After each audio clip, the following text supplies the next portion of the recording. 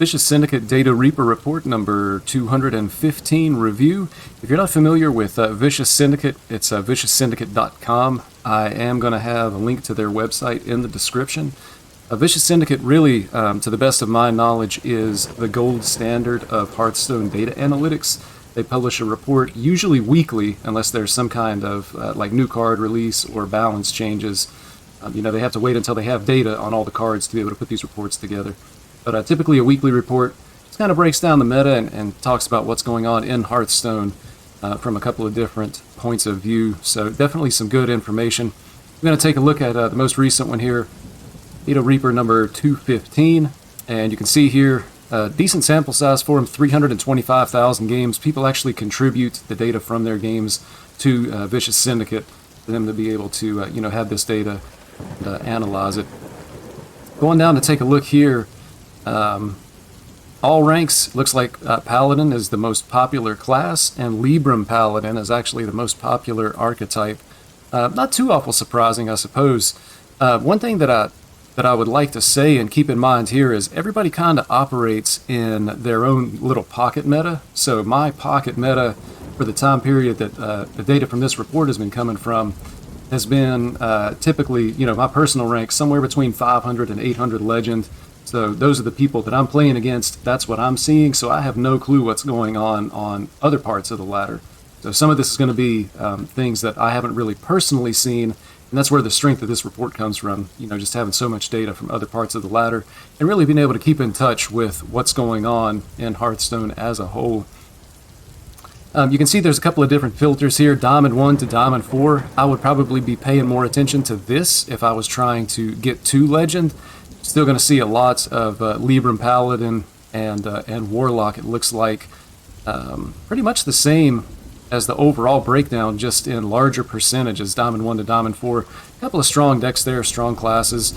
Take a look at Legend, and you can see people in Legend are actually playing different things. Warlock becomes the most popular, Paladin starts to fall off, and Shaman picks up play. And then up here in the top 1,000 Legend, you can see that Shaman is actually the most played deck, followed by Warlock, and then Rogue, really jumping up. You can see Rogue,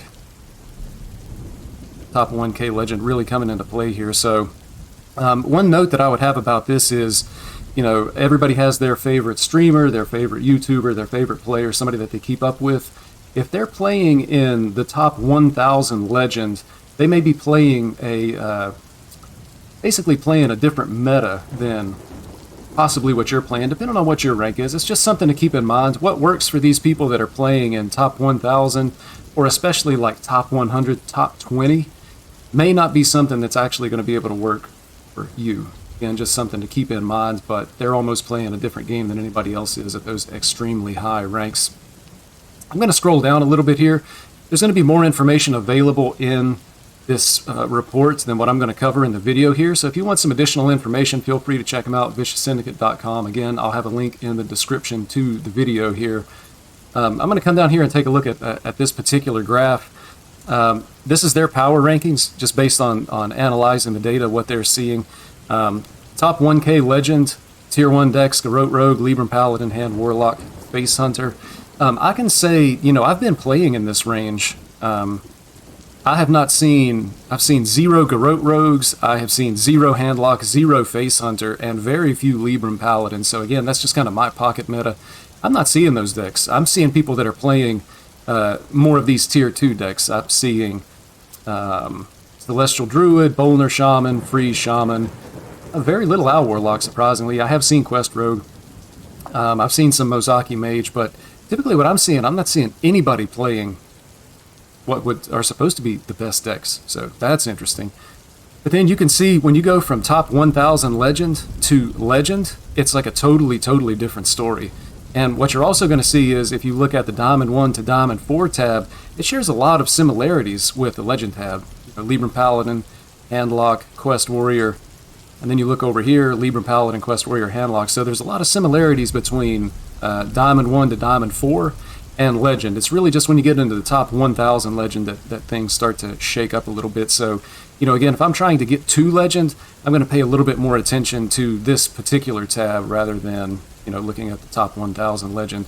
this is probably going to be your safer bet to pick a deck that's going to help get you the rest of the way into Legend. And then if you're in Legend trying to get to the top 1,000 again, you know, you're probably looking in here to see what decks are going to be your best chance to be able to get there. So I'm going to go down a little bit more here. Again, there's more information if you want to check that out for yourself at some point. I want to take a look at the power ranking discussion. I'm just going to go over and kind of breeze through this and give my thoughts on the conclusions that they've drawn. Warlock, Owl Warlock, legitimately strong deck with superb matchups into most board-based strategies unless they run a lot of Divine Shield or huge buffs that circumvent damage removal. That should be translated to buff Paladin. Primary weakness, Rust Rot, Viper, and off-board win conditions. Off-board win condition is going to be like these OTK decks. Think like Lifesteal BH, the Il'gynoth one-turn kill. Owl Warlock's going to be weak against that. Struggles to get going without discount ticks off of its weapon, and cannot outpace win conditions present in strategies such as Garrote Rogue, Mizaki, Mage, Celestial Druid, and Lifesteal Demon Hunter. So exactly what my thoughts were there. The Owl Warlock OTK is just slow. It's slow compared to the other OTK decks that are available in Hearthstone currently, and so it's going to struggle in those matchups. And then also they highlight that it's just weak against Rust Rot Viper. If they play their weapon on 4, and you can actually break their weapon on 4, it's just super, super strong. Slows them down even more and gives you the opportunity to be able to win. Since options available to counter Owl Warlock reliably, they are rising in play. Win rate and play rate of this deck is in decline. Owl Warlock's presence does promote what some players call a solitaire meta, where decks focus on their hands, ignore the board as much as allowed, do their own thing. In a way, the current meta skewing in that direction more than Stormwind ever did. I agree with that. I'm seeing the same thing. There's just more OTK decks than there was in the previous expansion. Doesn't bother me, but I know for some people that's actually a big deal. There's a very vocal portion of the community that doesn't like all the combo decks, and you know they would like to see some changes to the game. That doesn't bother me. I kind of get tired of hearing this solitaire meta thing. It doesn't bother me, but the criticism, I get tired of hearing it because it's parroted so often. But at the same time, I try to remind myself I was very vocal and very opposed to the Baron's Priest.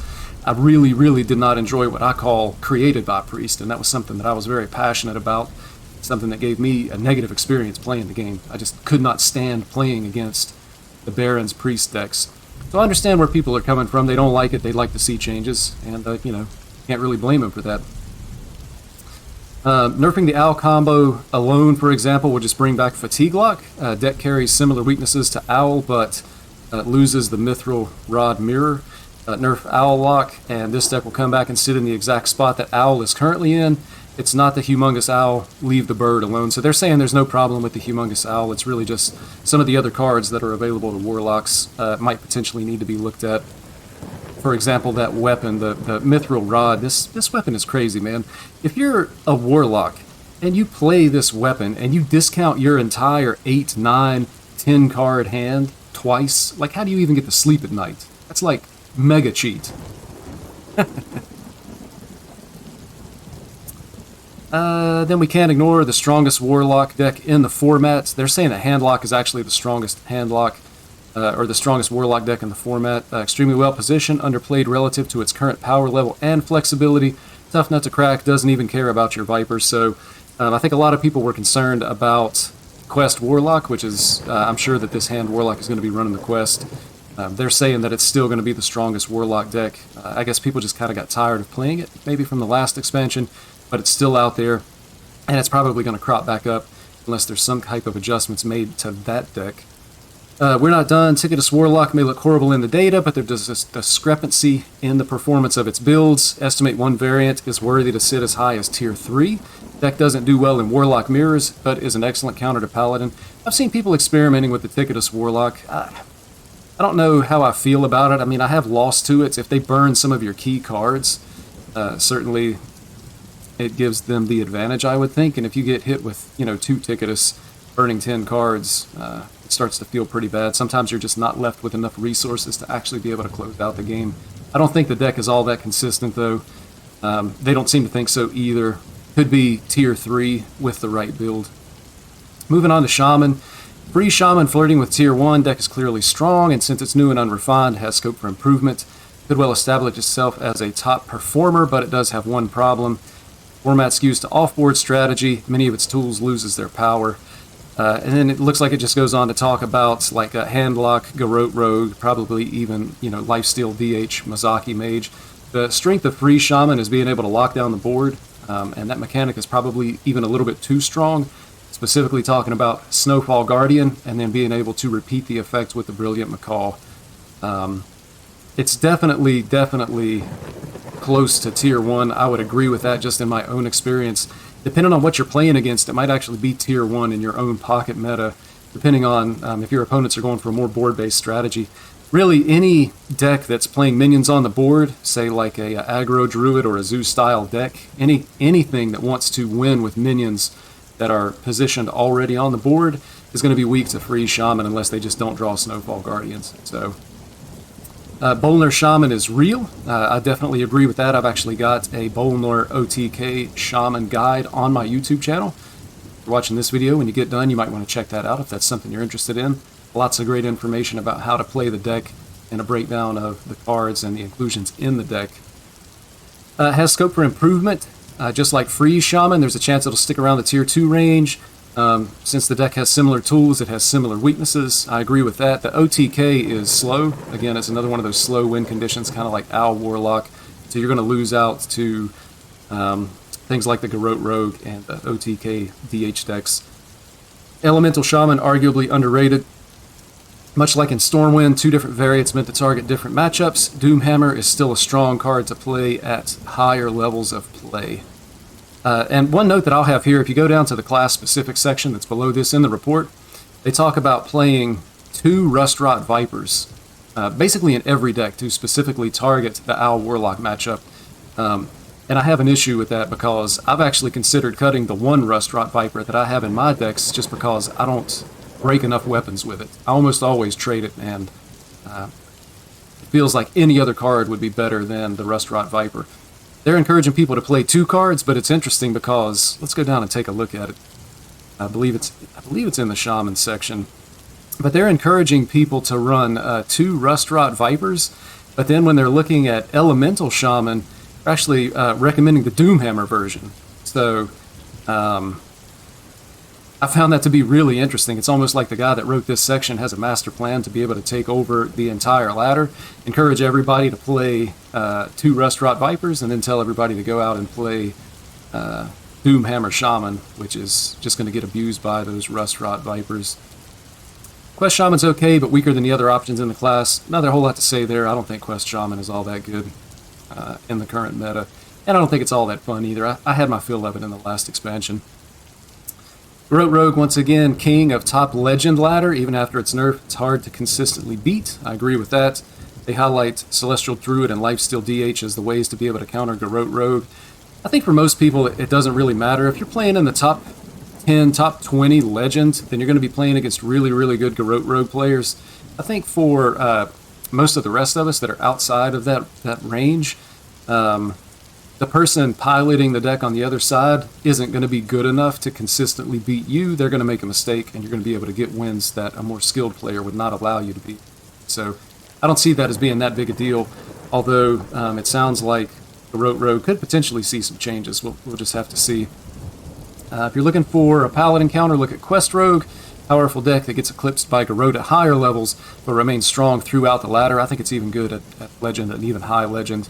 Difficulties in the Warlock matchup seem to prevent it from sitting at the very top. Shadowcrafter Scabs is nuts.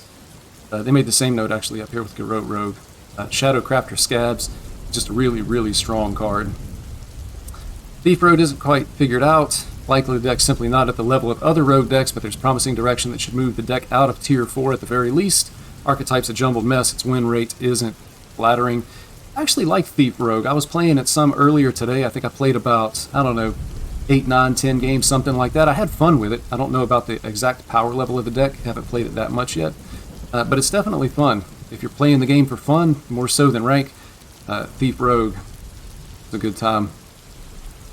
Players fear running Poison Rogue in a Viper meta. You might be surprised to hear the deck is quite strong now. Nevertheless, I've only faced one Poison Rogue recently, and I actually lost to it. They just had so much damage coming out of hand, and I didn't actually hit my Rustrot Viper to break their weapon, so I could see that. Poison Rogue is going to be potentially killing these OTK decks before they actually have a chance to be able to get the combo off. Paladin looks super dominant outside of Legend, where it's reduced to being just one of the strongest classes in the format. Libram Paladin's matchup spread is ridiculous. It can pressure with Trogs effectively. A lot of people are calling for a nerf to Trogs. Built like a tank thanks to Light Forged Cariel. That's another matchup where a Rustrot Viper can come in handy to break the immovable object. Has greater draw consistency. That's true. Paladin has a lot of good draw now that it didn't used to have. Looks like a perfect Hearthstone deck with great versatility. Some weakness can be exploited, and its scope for further improvement is low. They're basically saying that the list is pretty figured out. Paladin, strong deck, very refined list as far as the Libram goes. Buff Paladin might be the only board-based deck that makes Owl Warlock sweat buckets, despite its dominant performance. It seems to be sitting in Libram Paladin's shadow.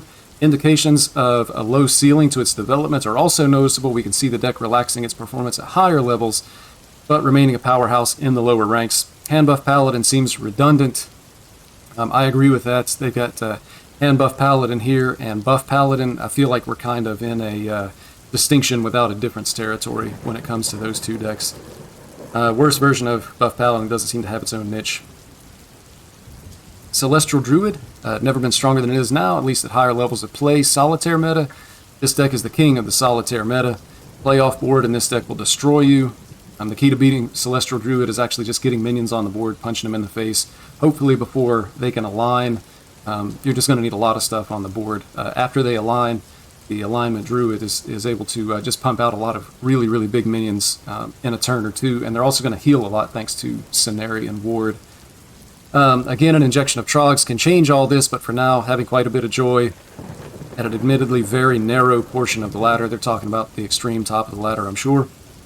Tournament scene, Worlds, Heroic Rogue, and Lifesteal Demon Hunter are common choices, meta-defining. So I do think there are a lot of people. I saw a list of deck archetypes, and I do think there were a lot of alignment Druids, maybe 7 out of 8, maybe 8 out of 8. I don't remember exactly. We're going to get to see lots of good alignment Druid gameplay at the World Championships here soon.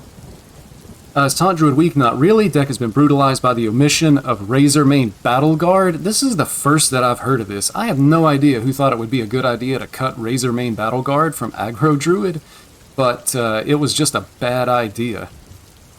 This obliterated its win rate, cutting Razormane Battle Guard, as you would expect. That shouldn't surprise anybody. Somehow dropping Battle Guard was thought to be a good idea. Refined Trog utilizing Taunt Druid as a top competitor. Make no mistake, I would agree with that. Trogs are going to be good in any deck that has cards to be able to buff it. You already see it in Priest, you already see it in Paladin, and you see it also in Hunter. Druid shouldn't be any different, you just have to have the right list. Aggro Druid should be just as good as it was in the Stormwind meta. Even though it would have a really bad matchup, I would assume, against Freeze Shaman, just because of the Snowfall Guardians being able to freeze the board. One bad matchup usually isn't enough to completely tank a deck if its win rate is really, really good in all the other matchups. So there should be a good aggro Druid deck out there. If there's not, I'm sure one will be optimized relatively shortly. Drekthar Druid, not a good deck. Players traumatized by Barnes can breathe out in relief. I never actually played this deck. I saw other people play it, and I was kind of struck by the idea that it's just not going to be consistent, because if you don't draw Drekthar, and I know they were running the 2-drop that draws, you can draw your highest cost card, so you really would have 3 chances for Drekthar. But if you don't draw Drekthar, or if you draw too many of your minions before you play Drekthar, it's just not good. And sometimes you have to be able to Lightning Bloom Drekthar out on turn 2, because if you're just doing nothing and then playing Drekthar on turn 4, it's not going to be good enough against most decks. So I would agree with this. Face Hunter strong, room for improvement further through better card choices. We expect the archetype to remain very relevant and important going forward, punishing some of the greedier decks in the format. Matchup spread isn't as strong as it looked during in Stormwind, since the new set has introduced a lot of powerful defensive tools that are effective against Face Hunter. Decks can't stack too many defensive tools without being punished by the Solitary 5. This cycle ensures Face Hunter's place. I actually got mad at the ladder one day and said, you know, I'm just not doing it. I think I lost like 5 games in a row, and I said, I'm not doing this. I got mad. I went over, and I think I took my Stormwind Face Hunter deck, cut 2 cards, stuck in 2 Trogs, and then I went on like a 5-game win streak. So I can see that. Face Hunter is one of those decks that feels like it's almost always good. New cards come out, and people don't play Face Hunter, but then as time goes by in an expansion, people kind of go back to Face Hunter remembering, hey, that's a really good deck. Although it does get a little bit boring sometimes, which I think is why people need a break from Face Hunter. But if you don't mind being bored, or maybe you like the deck, Face Hunter is always going to be a good choice to be able to climb the ladder, at least currently, and in recent history. Shocking news, Big Beast Hunter is not hot trash. I'm going to disagree with that. Beast Hunter is not good. Maybe there's some cards that can be added to the deck. It might be good soon. It might be good next expansion. I really don't think this deck is good now. I wouldn't touch that deck with a 10-foot pole. If you're going to play Hunter, just play Face Hunter. If you're trying to climb the ladder. If you're just trying to have fun, maybe Big Beast Hunter is a way that you can have some fun. Haven't seen such a greedy Hunter archetype get out of the low 40% win rate for a long time, so a win rate of 48 looks like a dream. So win rate of 48%, not good. Those who crave a different Hunter deck may get their wish, or waste dust on many niche legendary minions. Remember, the meta is only going to become more ruthless over time, so this deck needs to get better. Which is true. A lot of decks are being refined right now. The decks that we're all playing now are going to be better a week from now, 2 weeks from now than what they are right now. And that's going to become more punishing to decks that just have a lower ceiling to begin with, even if they're already fully refined, which, hot trash. I think they got this one wrong. Demon Hunter, Big DH, similar position to Big Beast Hunter. One specific build path that looks potentially promising, but the extent of its improvement may not be enough. Once the meta becomes more ruthless and potentially punish clumsy decks, it's kind of what I was just talking about. Can't write off new archetypes just yet. They may look worse than the established decks, but their scope for improvement is significantly higher. I don't know, Big DH, I haven't played it since early in the expansion. I don't know how it's going to fare now. It should have the same problem as any other board-based deck, in that Freeze Shaman is going to really hurt it if it can get continuous freezes. We're just going to have to see how that plays out. But there's a version of this Big Demon Hunter that runs, I think the card is called Mage Hunter. I want to say it's the 3-mana 2/3, but the key is the text. Rush silences any minion it attacks. So if you're playing 2 of those, just being able to silence those big minions, the Snowfall Guardians and the Brilliant Macaws, are going to go a long way. So even if they're freeze your board and you don't get to do anything, if you can deal with the big minions that they're creating, and that's going to take you a long way towards being able to beat the deck. So Big Demon Hunter could actually be good into Freeze Shaman. It's going to depend on how it's built and, the draws on each side.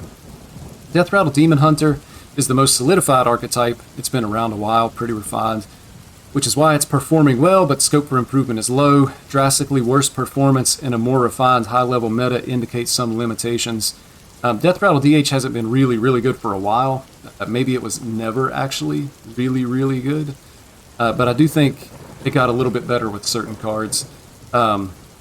Korak was disappointing. I thought it was going to be a good card, and I thought it was going to be really good in Death Rattle DH. But what I found was, anytime I played Korak, apparently 5 health for the honorable kill is just really easy. I don't think I've ever summoned an additional Korak. Meh. Unfortunate.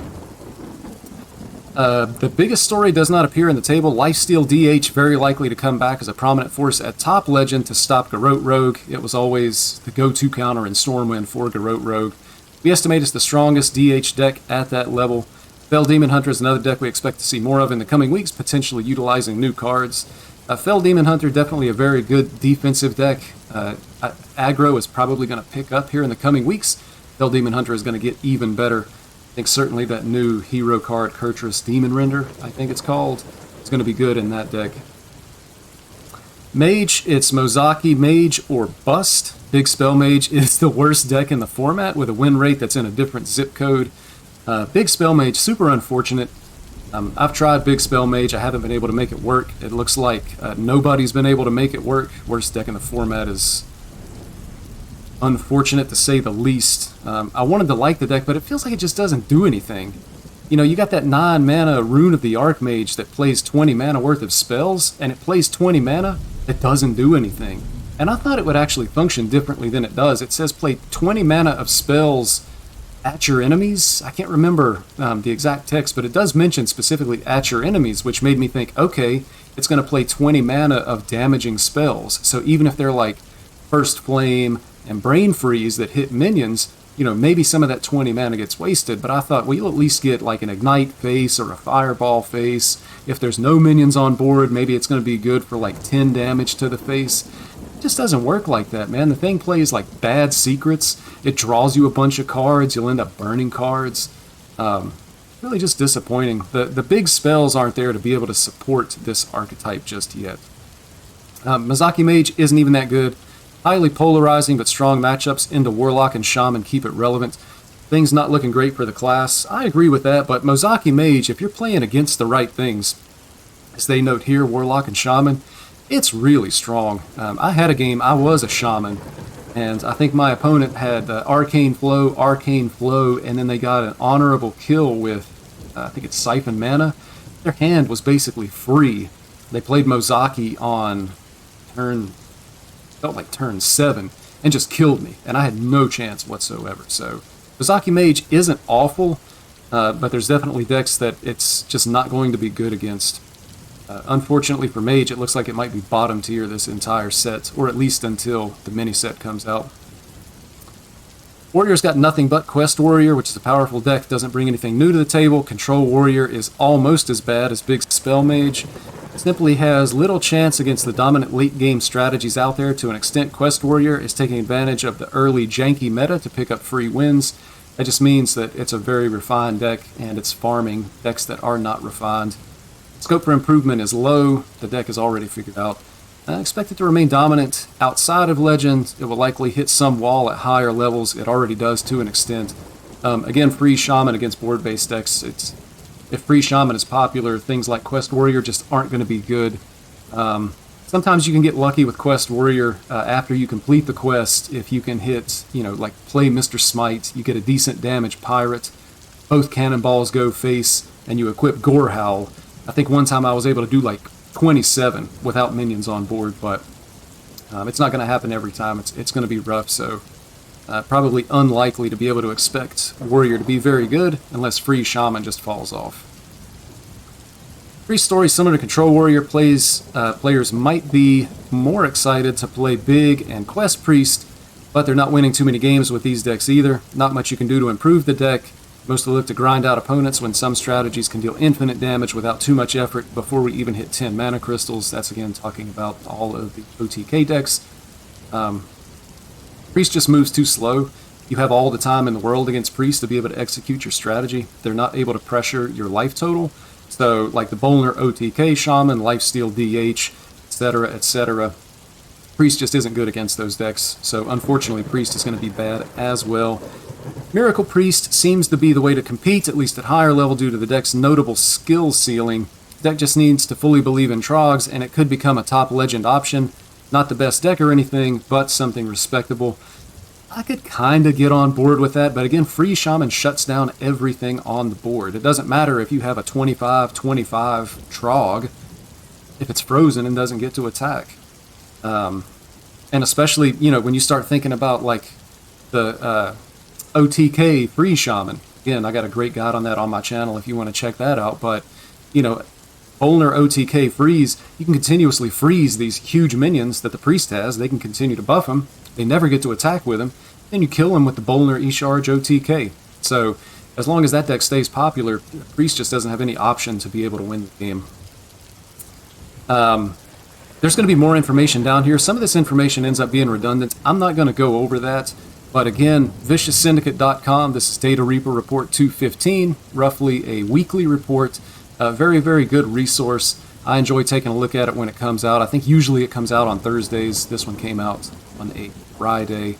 But something that I look forward to. It's always great to be able to talk about Hearthstone. So I hope you enjoyed the video. Hope you enjoyed my thoughts on what I think. Vicious Syndicate does a great job. Shout out to all the people over there.